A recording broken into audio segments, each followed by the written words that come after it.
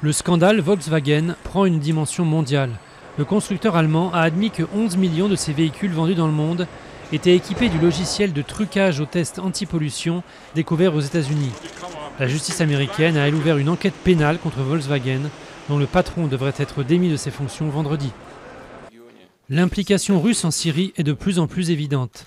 L'armée du régime de Damas a reçu de son allié des avions de reconnaissance et de combat, ainsi que de nouvelles armes, et a commencé à les utiliser contre des positions du groupe État islamique. Depuis plusieurs semaines, Washington évoquait un renforcement de la présence militaire de Moscou en Syrie. Anne Hidalgo veut revoir les pouvoirs du maire et la carte des arrondissements.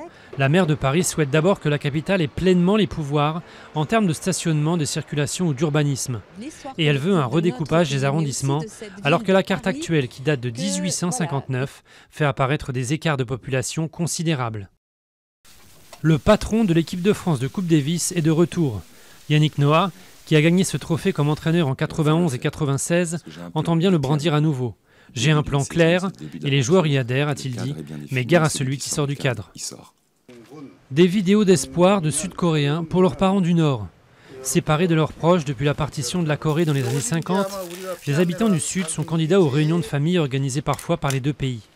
Mais leurs chances d'y participer sont si minces que certains enregistrent avec l'aide de la Croix-Rouge des messages vidéo pour la postérité, avec l'espoir qu'ils atteindront un jour leurs parents proches.